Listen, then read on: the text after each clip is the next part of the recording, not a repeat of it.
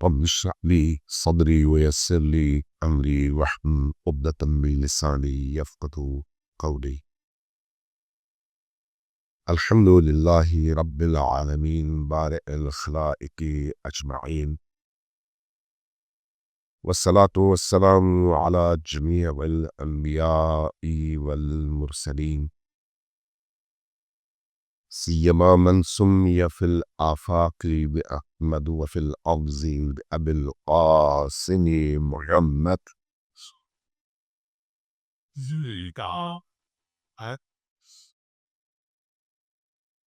والصلاة والسلام على أهل بيته الطيبين الطاهرين المعصومين الميامين، واللعنة الدائمة على أعدائهم أجمعين من يوم عداوتهم إلى قيام يوم الدين. أما بعد، فقد قال الله تبارك وتعالى في كتابه المجيد وفرقانه الحميد: بسم الله الرحمن الرحيم، محمد رسول الله والذين معه أشداء على الكفار رحماء بينهم صلوات بجميع.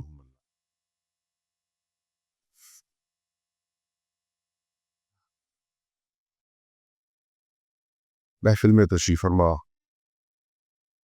میرے بزرگ انتہائی جلیل القدر اساتذہ کرام، علماء اعلام، دانشمندان محترم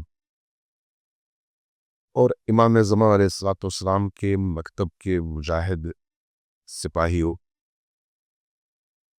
اللہ تبارک و تعالیٰ کا تہ دل سے شکریہ ادا کرتا ہوں اور شکر گزار ہوں کہ اس نے یہ موقع فراہم کیا کہ آج اس انتہائی خوبصورت موقع پر اور برکت ساعات میں آپ کی اس نورانی محفل میں حاضری کی توفیق ملی۔ اگرچہ پاکستان سے آتے ہوئے بھی میری طبیعت خراب تھی اور اب تک مسلسل دوائیوں پہ ہی چل رہا، لیکن آج آپ کی اس مجلس اور محفل میں آ کر اور یہاں کی فضا سے استفادہ کرتے ہوئے میں محسوس کر رہا ہوں جیسے بالکل ٹھیک، لیکن کوشش کروں گا میں بہت مختصر وقت میں کچھ عرائض آپ کی خدمت میں پیش کروں، جو کہ جیسے ہمارے برادر محترم اسٹیج سے اعلان فرما رہے تھے کہ کافی دیر ہو گئی ہے، تو میں اس دیر میں مزید تاخیر اپنی وجہ سے نہیں چاہوں گا کہ آپ ذرا ایزی رہیں۔ بہت مختصراً چند جملے آپ کی خدمت میں عرض کر دوں۔ صلوات بھیجیے اور محمد وآل محمد۔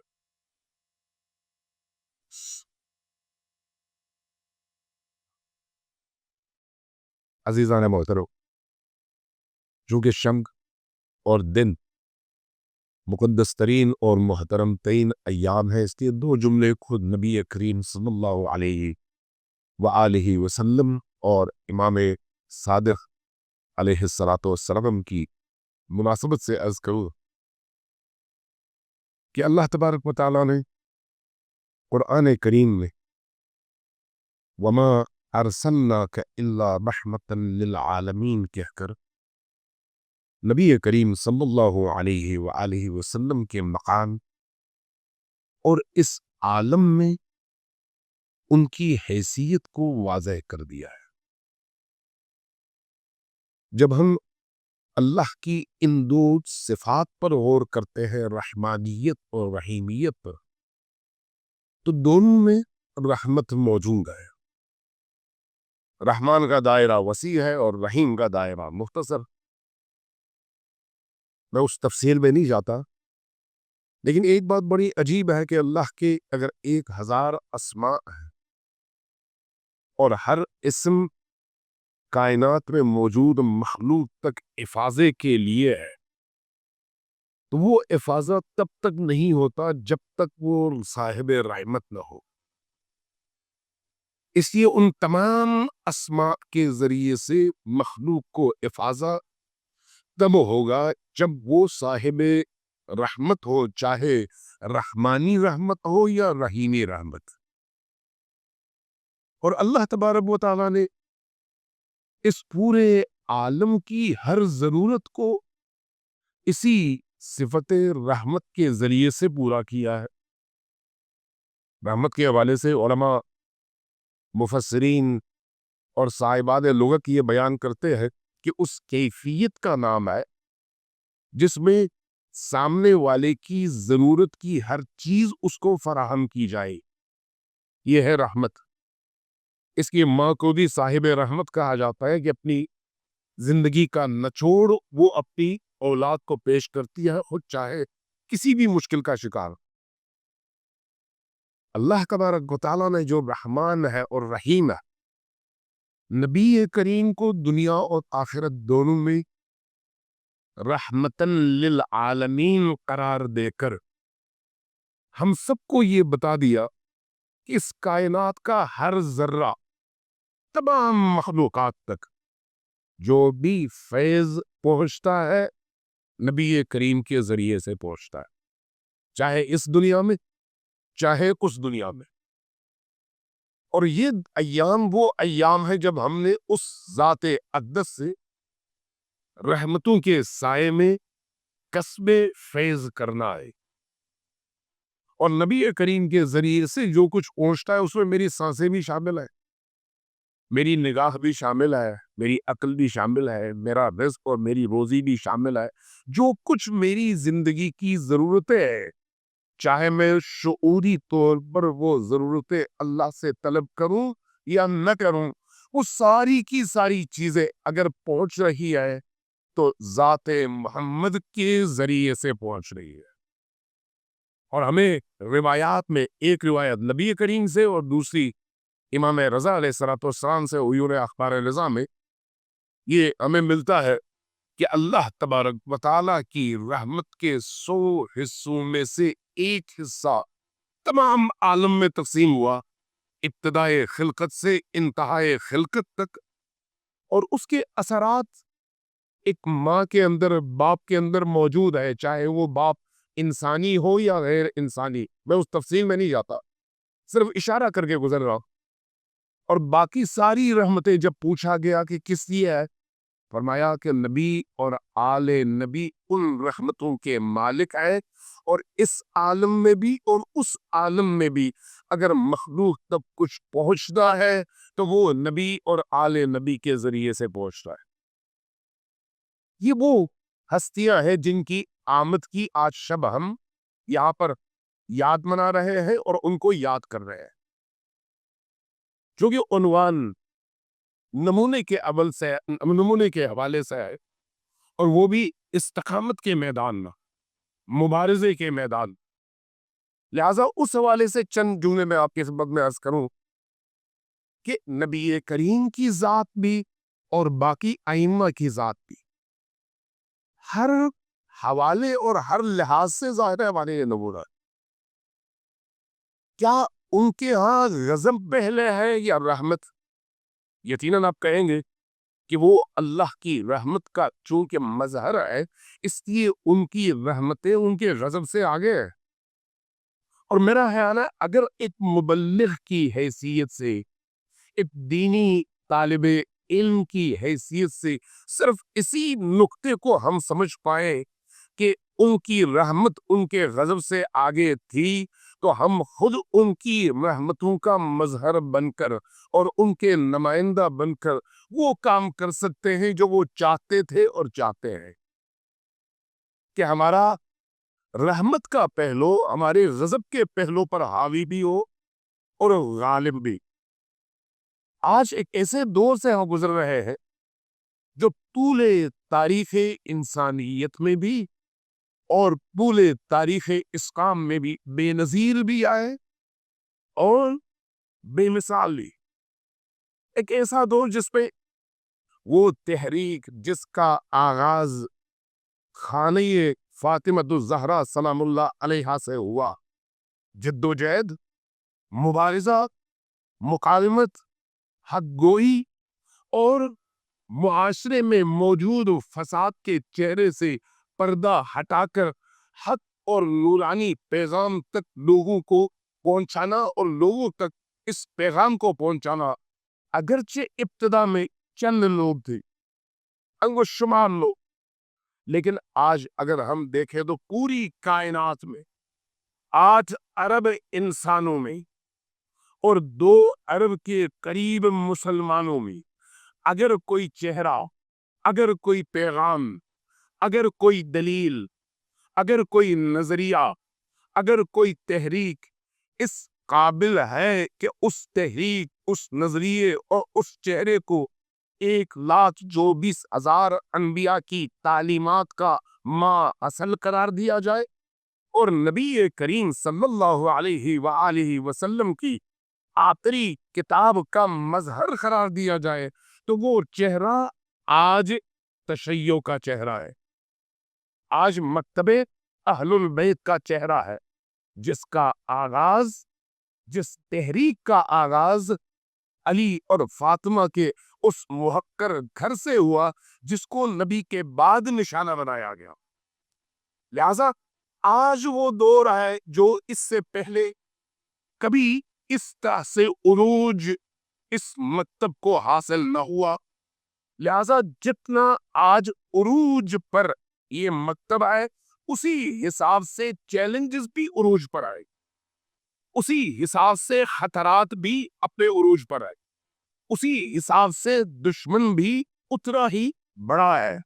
البتہ تنوع دشمنوں کی، دشمنی کی مختلف رائے زیادہ ہے، اور ہمیں اسی حساب سے اپنے آپ کو اس سیرت محمد و آل محمد کے سانچے میں ڈھالنا ہے۔ آج جو حوزے کی صورتحال ہے، حوزات کی کہنا چاہیے، حوزہ نہیں، حوزات کی، میرا مطلب اگر حوزات کے اندر اس سیرت محمد و آل محمد کو زندہ کیا جا سکے جس طرح سے اس کا حق ہے، تو یقین جانیے کہ ہمارا معاشرہ بہت آسانی کے ساتھ اس چیز کو قبول کرنے کو تیار ہے۔ اگر تبدیلی حوزے میں آتی ہے اور اہل حوزہ میں آتی ہے، امام خمینی کی صورت میں اللہ تبارک و تعالیٰ نے غیر معصوم ہستی کو وہ کمال، وہ درجہ، وہ مقام، وہ کامیابی، وہ توفیق عطا کی کہ گزشتہ 1400 سال اس کامیابی کو دیکھنے سے محروم رہے، لیکن آج ہم خوش قسمت نسل ہے، میں بھی اور آپ بھی، جوان بھی اور بزرگ بھی، کہ جنہوں نے اپنی آنکھوں سے امام خمینی کے انقلاب کو دیکھا، جنہوں نے اپنی آنکھوں سے ان نشیب و فراز کو دیکھا، جنہوں نے اپنی آنکھوں سے تشیع کی بڑھتی ہوئی اور ابھرتی ہوئی قوت کو دیکھا، جنہوں نے اپنی آنکھوں سے پوری دنیا کے اندر تمام دشمنان خدا کے مقابلے میں اور تمام تر دشمنان وحی کے تیروں کے نشانے پر تشیع کو دیکھا بھی اور اس کی استقامت سے متاثر بھی ہوئے، اور اپنی آنکھوں سے اس جلال کو بھی دیکھا اور اس جمال کو بھی دیکھا۔ ہم وہ خوش قسمت ترین نسل ہے اگر ہم شعور کے ساتھ ان چیزوں کا مطالعہ کر سکیں۔ اس سے پہلے والی نسلیں ان چیزوں کو دیکھنے سے قاصر تھی، اس کے بعد والی نسلیں ہو سکتا ہے کتابوں میں پڑھے، لیکن ہم نے اپنی آنکھوں سے طبس کو دیکھا، ہم نے اپنی آنکھوں سے ایران اور عراق کے جنگ کو دیکھا، ہم نے اپنی آنکھوں سے حزب اللہ کی کامیابیوں کو دیکھا، ہم نے اپنی آنکھوں سے اسرائیل کو ہر میدان میں شکست کھاتے ہوئے دیکھا، ہم نے اپنی آنکھوں سے عالمی استکبار کے 2 بلاکس کو کمزور سے کمزور تر ہوتے ہوئے دیکھا، ہم نے اپنی آنکھوں سے امریکہ کو، یورپ کو ذلیل اور خوار ہوتے ہوئے دیکھا، ہم نے اپنی آنکھوں سے ان 12 ایام کی جنگ میں ایک محدود اور فئیے قلیلہ کے ہاتھوں پوری دنیا پر حاکم استکباری اور سرمایہ دارانہ نظام کو اپنے تمام تر ٹیکنالوجی اور طاقت کے باوجود شکست کھاتے ہوئے، ذلیل ہوتے ہوئے اور صلح کی بھی مانگتے ہوئے اپنی آنکھوں سے دیکھا، اب اگر اس کے باوجود بھی اپنوں پر پردے پڑے رہے تو پھر اس کا علاج کوئی نہیں ہے۔ میں اپنی آنکھوں سے یہ سارے مناظر دیکھے، ان مناظر کو دیکھنے کے بعد، ان تاریخوں کو اپنی آنکھوں سے دیکھنے کے بعد ہمیں یقین ہونا چاہیے کہ کوئی خدا ہے، اس کا کوئی نظام ہے، اور اس نظام کو چلانے والا ولی بھی اس کائنات میں موجود ہے، اور اس ولی کی نظر عنایت ایک خاص مقام اور ایک خاص نظام پر موجود ہے۔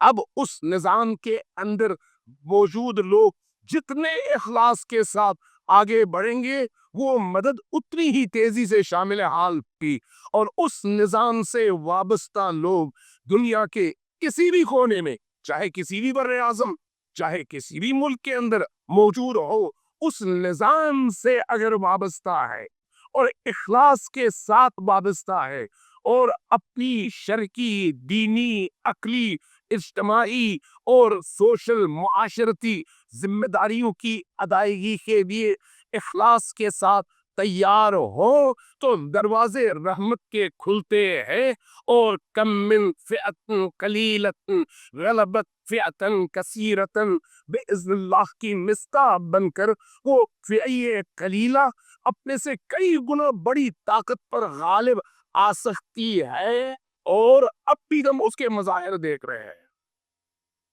لیکن ایمان شرط اول ہے۔ ایمان اس کیفیت میں جو آج ہمارے سامنے ہے، ہمارے معاشرے کو جن چیلنجز کا سامنا ہے، ان چیلنجز کو پہچاننے کی ضرورت ہے۔ آج آپ کا یہ اجتماع اس حوالے سے بہت خوبصورت اجتماع ہے کہ یہاں پر مختلف اکائیوں نے مل کر، مختلف آئیڈینٹیٹیز نے مل کر اپنی ایک شناخت کی بنیاد پر اس محفل اور اجتماع کا انعقاد کیا۔ یہ خود اسی عظیم ہدف کی طرف ایک قدم ہے۔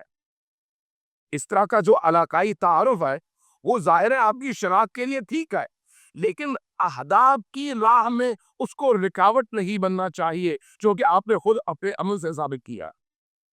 یہی کیفیت باقی اقوام عالم میں بھی پیدا ہونی چاہیے، یہی کیفیت معاشروں کے اندر بھی پیدا ہونی چاہیے، یہی کیفیت تنظیموں اور جماعتوں میں بھی پیدا ہونی چاہیے۔ شناخت کام کے لیے ضروری ہے، ٹھیک ہے، لیکن اہداف تک پہنچنے کے لیے ان ہماری انفرادی شناختوں کو رکاوٹ کبھی بھی نہیں بننا چاہیے۔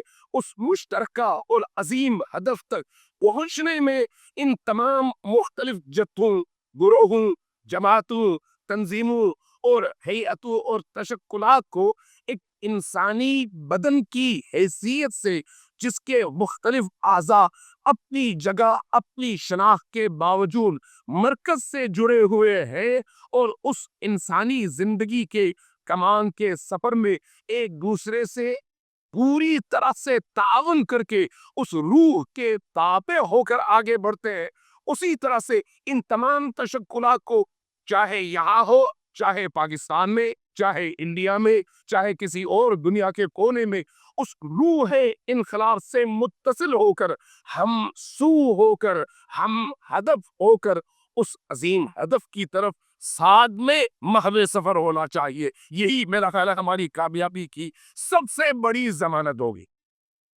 سب سے بڑی ضمانت۔ آج جو ہمارے چیلنجز ہے وہ کیا ہے؟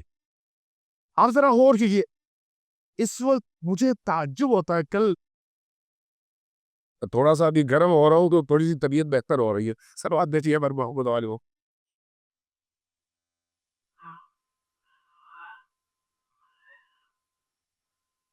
ذرا غور کیجیے، ایک دفعہ پھر ذرا اونچی آواز سے سلوات بھیجیے پر محمد والے۔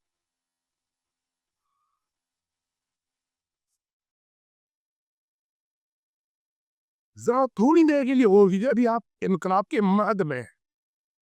ابھی میرے برادر محترم اس فیضیہ کے حوالے سے جملے ارشاد فرما رہے تھے تو میرا ذہن ماضی کی طرف گیا۔ مجھے یاد ہے 87 میں میں یہاں سے چھٹیوں پہ حوضے سے پاکستان جا رہا تھا، 87 میں، 87۔ مجھے یہاں پر کچھ دوستوں نے ایک بہت بڑی موٹی فائل دی، میں نے ایسے ہی اپنے بیگ میں رکھ لیا. میں نے پوچھا کیا کرنا ہے, کہا فلان آغا تک پہنچانا ہے. میں نام کسی کا نہیں لوں گا چونکہ ہدف نام لینا نہیں ہے, اس نقطے کی طرف متوجہ کرنا ہے. میں پہنچا پاکستان, متعلقہ اداروں میں گیا, ان شخصیات سے ملا, اور یہاں سے حوزے سے لوٹا ہوا تھا. یہاں کی فضا میرے سامنے تھی. میں خود البتہ اس فضا کا حصہ نہیں تھا, لیکن دوستیاں سب سے تھیں. تو مجھے جب وہ پروندہ دیا گیا, دوسرے لفظوں میں فائل, موٹی فائل اور بند فائل لفافے کے اندر, کہا گیا فلان آغا تک پہنچانا. شہید کا دور تھا, ابھی شہید زندہ تھے. شہید کے قریبی ساتھی کے بارے میں کہا گیا ان تک پہنچائے. تو میں نے جا کے ان تک پہنچایا. انہوں نے کہا یہ کیا ہے؟ میں نے کہا مجھے نہیں پتا. تو کہا پھر کہاں سے لے کے آئے؟ میں نے کہا قوم کے ان حضرات کی طرف سے جو شہید سے محبت رکھتے ہیں اور فعال ہے. انہوں نے کھولا. جب انہوں نے کھولا تو اندر کیا تھا؟ اب میری آنکھوں نے تب دیکھا, قوم میں ایک دوسرے کے خلاف جتنے بھی پرچے, جتنے بھی اشتہارات دیواروں پہ لگ کر ایک دوسرے کی ہر طرح سے انسلٹ کی گئی تھی, ان سب کے نمونے کہ ہم یہاں پر کتنا بڑا کارنامہ انجام دے رہے ہیں. آپ تصور کر سکتے ہیں کہ فکر جب انقلابی سوچ تو ہو لیکن اس انقلابیت کے ساتھ شعور نہ ہو تو نتیجہ کیا نکلتا ہے. وہ مدروات جن تک میں نے یہ پہنچایا تھا, جب انہوں نے یہ کھولا مجھے خود اندر سے شرمندگی محسوس ہو رہی تھی کہ میں کیا لے کر آ رہا ہوں یہاں پر. اور انہوں نے بھی کہا کہ اچھا حوزے میں یہ ہو پائے. یہ شہید کے دور کی بات. انقلابی ہونا اپنی جگہ, لیکن اس انقلابیت کے ساتھ باشعور ہونا زیادہ ضروری ہے. صرف انقلابی ہونا نہیں, انقلابی ہونا ایک جذباتی کیفیت ضرور ہے, لیکن اگر اس کے ساتھ شعور نہ ہو تو پھر وہی انقلابیت اپنے گلے پڑ جاتی ہے. لیکن اگر شعور ہو اور انقلابی نہ ہو تو پھر یہ بھی ایک مصیبت ہے. اس کے نتیجے میں پھر انسان ہر معاملے میں مسئلہ پسندیوں کا شکار رہتا. ہر معاملے میں صحیح اور سکین کی جگہ یہ دیکھتا ہے کس میں میرا فائدہ زیادہ ہے, اس شعور کو وہاں پر استعمال کر پائے. اس وقت جو پاکستان کی صورتحال ہے, اس صورتحال میں ہماری اس طرح کی کیفیات نے ہمیں زیادہ نقصان پہنچایا ہے دشمن کی نسبت سے. اس کے بعد ہوگا میں چونکہ کثیر السفر ہوں اور ہمیشہ سفر میں رہتا ہوں, ہر روز کسی نئے ضلع میں, کسی نئی تحصیل میں, جہاں پر بھی جاتا ہوں وہاں پر جب ہلکے جمع ہو جاتے ہیں, دوست جمع ہو جاتے ہیں تو کہتے ہیں بھی اتحاد کیوں نہیں ہوتا, اتفاق کیوں نہیں ہوتا, یہ مل کر کوئی جدوجہد کیوں نہیں کرتے. تو میں ان سے مزاحن نہیں سنجیدگی کے ساتھ کہتا ہوں کہ آپ دعا کریں کہ 2-4 اور سپاہ صحابہ اور لشکر جنگی جیسے گروپس پیدا ہو جائیں, تاکہ یہ لوگ جب مل کر مقابلے میں آئے تو پھر ہمارے اندر وہ جذباتی کیفیت پیدا ہو جو ہمیں یکجا کر سکے. آسودگی ہمیں تقسیم کرتی ہے, شعور کے ساتھ اگر انقلابیت ہو تو پھر وہ ہمیں تقسیم ہونے سے بچاتی ہے. اس وقت جو پاکستان میں سب سے بڑا مسئلہ ہے مکتب تشیع کے بیدار ضمیر جوانوں کے سامنے, وہ یہی مسئلہ ہے کہ ہم کیوں کٹھے ہو کر, ہم سو ہو کر ایک سمت کی طرف نہیں جاتے, کیوں تیروں کا رخ ایک دوسرے کی طرف ہے. زیادتیاں بھی ہے, انحرافات بھی ہے, ایک دوسرے کے خلاف معاذ آرائیہ بھی ہے, کہیں پر خاموشی ہوتی ہے تو کہیں اور سے اور پتھر آ جاتا ہے, اور نتیجتاً پھر ایک کھلبلی مچ جاتی ہے.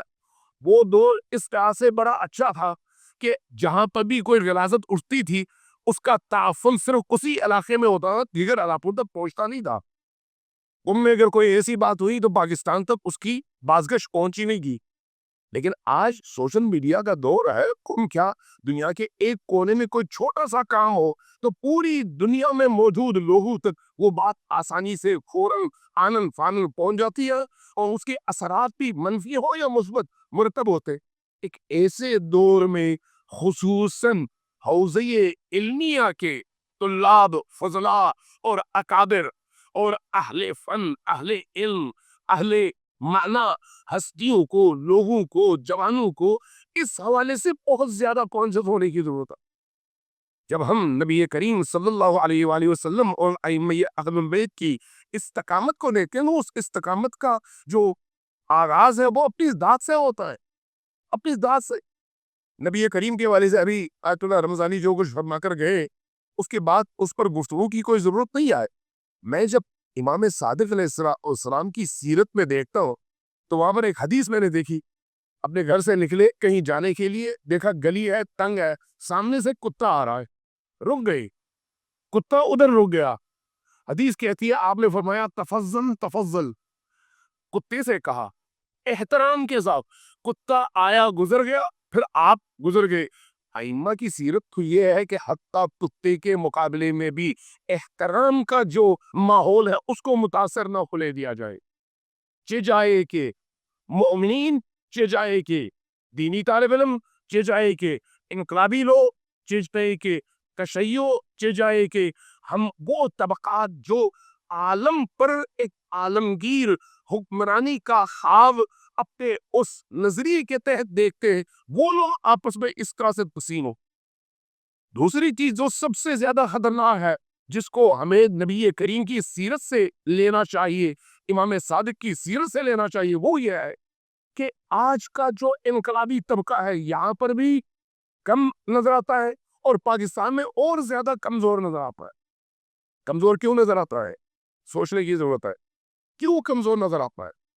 دبا ہوا نظر آتا ہے، کیوں دبا ہوا نظر آتا ہے؟ مجھے تعجب ہوتا ہے کہ ایک باطل فکر کا حامل بندہ اپنے اس باطل نظریے کو ڈنکے کی چوٹ پر ہر منبر سے بیان کرتا ہے، چاہے سامنے کوئی بھی لیٹا ہو اس کو کوئی فکر نہیں ہوتی، بڑی جرأت کے ساتھ وہ اپنے باطل نظریات کی پرچار کرتا ہے، چاہے سامنے سے گالیاں آئیں وہ کھڑا رہتا ہے، چاہے سامنے سے مقاومت ہو وہ کھڑا رہتا ہے، اور پھر پیچھے بھی نہیں ہٹتا، اگلی جگہ پھر وہی کام کرتا ہے۔ میں کسی خاص فرد کی طرف اشارہ نہیں کر رہا، مجموعی طور پر چاہے ذاکرین، چاہے علماء کے لباس پہ لوگ، یہ ماحول ہم پاکستان میں دیکھ رہے ہیں۔ انقلابی طبقہ کیا ہے؟ امام خمینی کا نام لیتے ہوئے گھبراتے ہیں، رہبر کا نام لیتے ہوئے گھبراتے ہیں، انقلاب اسلامی کا نام لیتے ہوئے گھبراتے ہیں۔ کیوں گھبراتے ہیں؟ اس کی ریشہ یابی ہونی چاہیے، جڑوں کو تلاش کرنا چاہیے۔ کیوں ایسا ہے؟ یعنی آپ ایک حق کے نظریے کو منبر پر بیان کرتے ہوئے کیوں اپنے اندر ایک خوف محسوس کرے، جبکہ اگر آپ بیان کریں تو آپ کا خود خوف اس حوالے سے خود بہت دور ہو جائے گا۔ آپ دیکھیں گے عوام آپ کا ساتھ دیتی ہے، لیکن ایک ماحول بن گیا ہے، اس ماحول کے دباؤ میں خوف کا شکار ہو بہو اسی طرح سے جس طرح سے فلسطین کے مسئلے میں اس وقت دنیا اسلام کا حال ہے۔ سب کو معلوم ہے یا امریکہ ظالم ہے، سب کو معلوم ہے کہ اسرائیل سب سے بڑا وحشی ملک ہے، سب کو معلوم ہے کہ سارا یورپ، امریکہ، اسرائیل سب مل کر مسلمانوں کا خون بہا رہے ہیں، لیکن ان کے حوالے سے بات کرتے ہوئے کسی کو جرأت نہیں ہوتی۔ اور جب حماس کا کوئی ایکٹ سامنے آتا ہے تو سب مل کر مذمت کرنے میں ایک دوسرے سے آگے بڑھنے کی کوشش کرتے ہیں، جبکہ معلوم ہے کہ وہ ظالم ہے، یہ مظلوم۔ یہی ماحول ذرا نچلی سطح پہ ابھی وہ اپنے تشیع کے اندر نظر آتا ہے۔ پاکستان کے اندر میں نے یہ دیکھا، مغربی ممالک میں جہاں پر گیا میں نے یہ دیکھا، جرأت نہیں کرتے، جرأت کہ کھل کر کہہ سکے کہ بھئی امام خمینی یہ ہے، حکومت اسلامی یہ ہے، قابر یہ ہے، ہماری آئیڈیالوجی یہ ہے، ہم ایک ایسے مستقبل کی طرف جا رہے ہیں جو اس پورے عالم پر اللہ کی حکمرانی کی نوید سناتا ہے، اس پورے عالم پر۔ اور آج انقلاب اسلامی کی صورت میں امام خمینی کی اس تحریک نے اس عالمگیر انقلاب کی بنیادیں فراہم کر دی ہے، اور جیسے جیسے وقت گزرتا چلا جا رہا ہے ہم اس عالمگیر حکومت کی طرف اتنی تیزی کے ساتھ بڑھ رہے ہیں کہ ساری دنیا مل کر بھی اپنے تمام تر وسائل اس آگ میں جھونک کر بھی اس فکر کو روکنے میں ناکام ہے۔ شہادتوں کو لے کر بالوں پریشان ہو جاتے، بھئی سب کچھ ختم ہو گیا، اسی کی شہادتیں ہوگی، شہادتوں سے نظریات ختم نہیں ہوتے، تحریکیں ختم نہیں ہوتی، شہادتیں ایندھن کا کام کرتی ہے۔ نبی کریم کے حوالے سے خود قرآن نے ہم سب کو بتا دیا، خود کا میدان آگے سامنے۔ افَإِن مَاتَ کی آیت میں اللہ تبارک و تعالیٰ نے انہی مسلمانوں کو مخاطب کیا تھا کہ تم افواہوں پر اتنی زیادہ متاثر ہو رہے ہو، اگر وہ مر جائے موت تو برحق ہے، نبی اگر مر جائے تو کیا تم واپس پلٹو گے اپنے ماضی کی طرف؟ کیا نبی کا خدا موجود نہیں ہے؟ تو اگر احد میں اس قلیل تعداد میں موجود لوگوں کو اللہ اس طرح سے سرزنش کرتا ہے، وہی اللہ آج بھی ہے، وہی قرآن آج بھی ہے۔ تو آج بھی یہ شہادتیں اگرچہ دکھ، پریشانی، اضطراب اور تکلیف کا ذریعہ بنتے ہیں، لیکن اگر انسان کے اندر ایمان ہو، اپنے نظریات پر یقین ہو اور نوید خوشخبریوں پر ایمان ہو، تو اس صورت میں اس کو معلوم ہونا چاہیے کہ یہ شہادتیں اس قوم کو، اس نظریے کو آگے بڑھانے کا ذریعہ رہے۔ کب کربلا کے نتیجے میں نظریہ ختم ہوا جو آج ہم پریشان ہو؟ کربلا کے اس عظیم ترین حادثے کے بعد تو ظاہر بین آنکھوں کو سب کچھ ختم ہوتا ہوا نظر آ رہا تھا، لیکن آج اگر کسی کا پرچم بلند ہے اور ہر دل پر حاکم ہے تو وہ حسین ابن علی اور کربلا کا پرچم ہے۔ یہ بھی ایک راستہ ہے جس کا آج ہمارے سامنے چلنے والے، اختیار کرنے والے اسی راہ پر گامزن ہے اور نظر آ رہا۔ ہماری ذمہ داری ہے یہ کہ ہم اس ایمان کے ساتھ میدان میں اترے۔ لہذا یہ خوف دبے دبے ہونا، باوجود اس کے کہ ہمیں معلوم ہے کہ ہم حق پر ہے اور یہ حق کا رستہ ہے، چاہے حکومتی پریشر ہو، چاہے اجتماعی پریشر ہو، چاہے بالیوں کا پریشر ہو، چاہے سوشل میڈیا کا پریشر، اگر ایمان ہو تو پھر اس پریشر میں کیسے ہم آئے؟ امام صادق علیہ السلام کی حدیث ہے کہ اگر تمہاری مٹھی میں ہیرا ہے، تمام دنیا مل کر کہے کہ کنکر ہے، تم کیوں پریشان ہوتے ہو؟ تمہیں علم ہے کہ ہیرا ہے، اور اگر کنکر ہے تمام دنیا مل کر کہے کہ تم تو دنیا کے ولی زمان ہو، تمہیں یقین نہیں ہونا چاہیے تم وہی ہو، تمہاری مٹھی میں وہی کنکر ہے۔ ہمیں معلوم ہے کہ یہ جو انقلاب ہے، یہ جو حکومت اسلامی ہے، یہ امام زمان کی اس عالمگیر حکومت کی بنیاد بھی ہے، اس کی اساس بھی ہے، اور اس کی طرف ہم بڑی تیزی کے ساتھ سفر بھی کر رہے ہیں۔ خون بہے گا، لوگ شہید ہوں گے، تباہیاں ہوں گی، لیکن اس کے نتیجے میں کاروان رکے گا نہیں، آگے بڑھے گا۔ جب کاروان نے آگے بڑھنا ہے اور امام نے تشریف لانا ہے اور اس تشریف آوری کے نتیجے میں پوری دنیا کی تقدیر بدلنی ہے اور مجھے علم ہے، تو پھر مجھے پریشان نہیں ہونا چاہیے، مجھے اسی ایمان کے ساتھ میدان میں کھڑا ہونا چاہیے۔ آج بہت سارے حضرات، مجھے تعجب ہوتا ہے ان کے علم پر بھی، ان کی فکر پر بھی، ان کی سوچ پر بھی۔ کبھی کبھی تنہائیوں میں سوچتا ہوں کہ یہ لوگ آیا واقعاً پڑھنے لکھنے کے بعد یہ بات کر رہے ہیں، یا پھر کہیں کسی خوف کی وجہ سے یا کسی طمع کی وجہ سے اصل تعلیمات کربلا اور اہل بیت کو اس طرح سے مسخ کر کے لوگوں کو یہ بتانے کی کوشش کرتے ہیں کربلا ایک جزیرہ ہے، ارد گرد کے تمام معاشرے سے کٹا ہوا، صرف آپ سینہ زنی کرے روئے، اس کے علاوہ کربلا کا آپ کی زندگی اور اس عالم پر کوئی رول نہیں ہے۔ اس مفہوم کو لوگوں کے ذہن میں بٹھانے کی کوشش کرتے ہیں۔ اس کا کیا مطلب ہے کہ کربلا ایک رسم ہے، آپ کے موجودہ زندگی کے حالات اور زمانے کے حالات سے اس کا کوئی تعلق نہیں ہے۔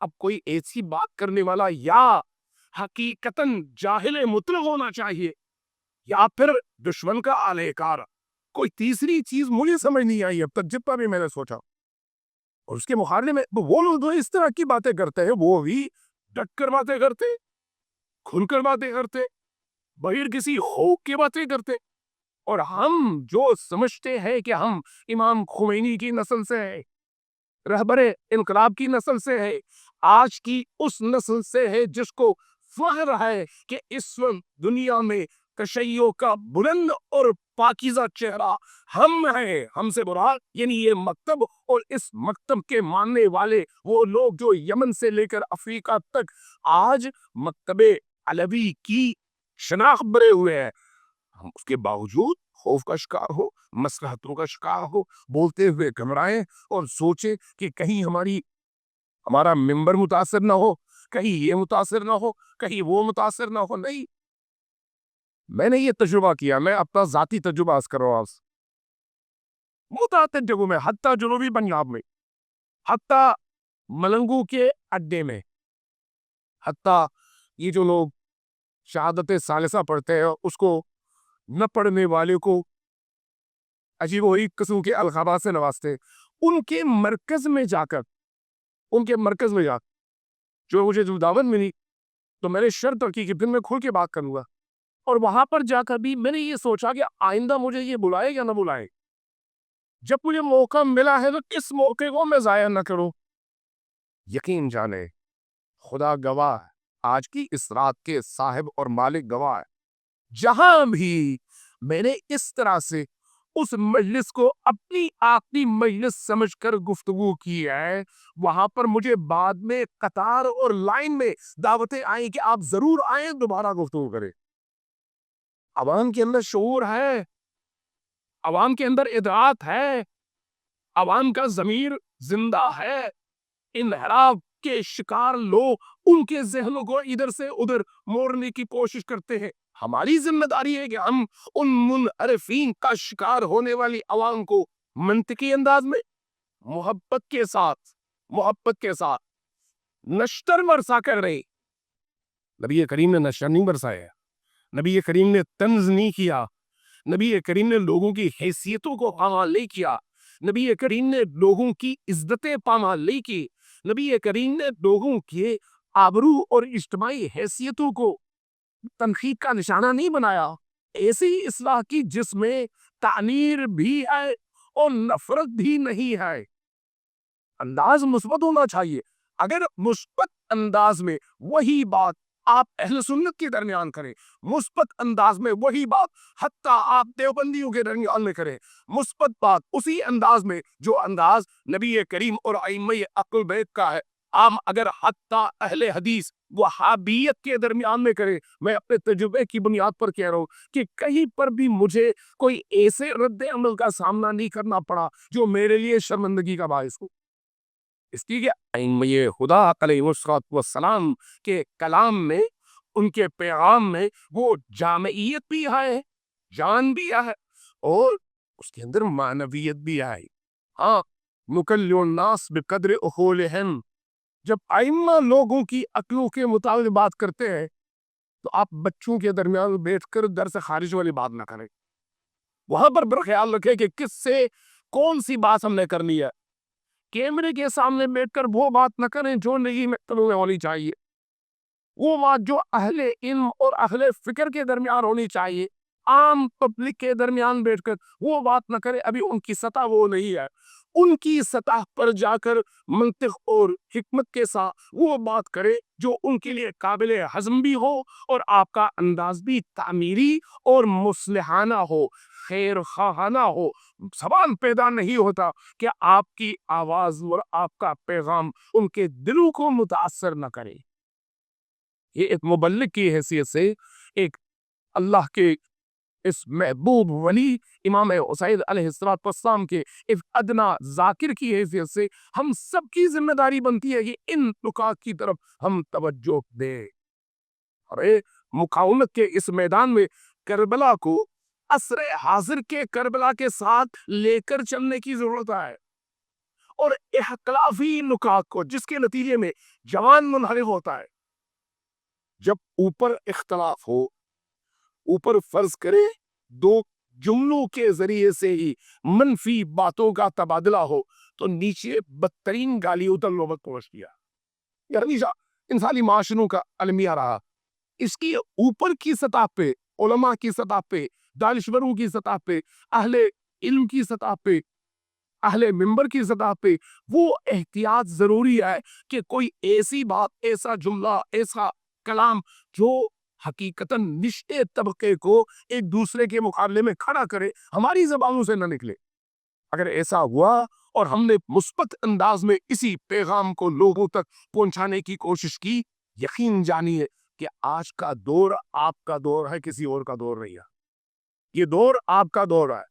آپ کس وقت غالب آئے، اس کی آپ کی فکر غالب آئے۔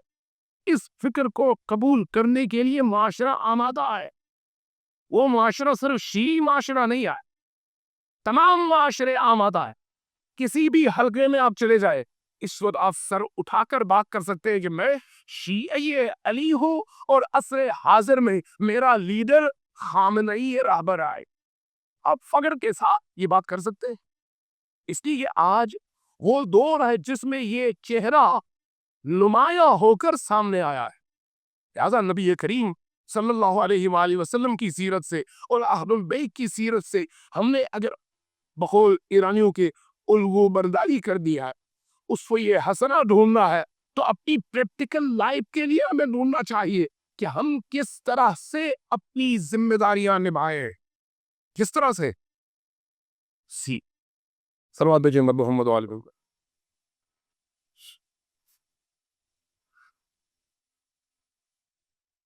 جب سیرت کی بات کی جاتی ہے تو آپ بہت اچھی طرح سے جانتے ہیں کہ سیرت وہ عام طور پر ہمارے علماء، ہمارے کم از کم برصغیر کے لوگ تاریخ کے معنی میں لیتے ہیں۔ سیرت ہی نہیں، نبی کریم کی سیرت یا ائمہ اہل البیت کی سیرت، یعنی ان کی روش، کیسے وہ کوئی کام انجام دیتے تھے اور اس کام کی انجام دہی میں ان کا ہدف کیا ہوتا تھا اور اس کام کے اندر حکمت کیا ہوتی تھی اور اس کام کے انجام دینے کی روش اور طریقہ کار کیا ہوتا تھا، یہ سیرت کا بیان ہے۔ اگر ہم ائمہ اہل البیت کے ہر عمل میں موجود ان کے سیرت کے ان پہلو کو سمجھنا اور بیان کرنا شروع کر دے اور خود اپنے اندر جذب کرنا شروع کر دے، تو یقین جانیں ہماری زندگیاں نہیں، لوگوں کی زندگیاں تبدیل ہوگی۔ لوگ اس وقت حقیقتاً تشنا ہے، حقیقتاً لوگوں کے اندر ایک پیاس ہے، ان کو پلیٹ فارم چاہیے، ان کو فکری خوراک چاہیے، ان کو ہدایت کے لیے نمونے چاہیے، ان کو نئی باتیں چاہیے، ان کو مصر حاضر کے سوالات کے جوابات چاہیے، ان کو آج کے جو فکری چیلنجز ہے، چاہے وہ ایتھزم کی طرف سے ہے، دہریوں کی طرف سے ہے، یا لامذہبوں کی طرف سے ہے، یا دیگر ادیان و مسالک و مذاہب کی طرف سے اعتراضات ہیں، ان کے جوابات چاہیے، لیکن کیسے؟ منطقی انداز میں، اخلاقیات کے دائرے میں، اور وہ جو حکمت آمیز انداز ائمہ اطہار کا رہا ہے اس انداز میں ڈھلا ہوا۔ اگر ہم آج کے معاشرے میں موجود اپنے اس وقت سے جو ہمارے پاس اس وقت ہے، جو اس وقت آپ کے پاس ہے، اگر یہ استفادہ کر سکیں، یقین جانیں ہمیں اللہ بہت زیادہ توفیق عطا فرمائے۔ میں ایک نقطہ عرض کر کے اپنی گفتگو ختم کرتا ہوں۔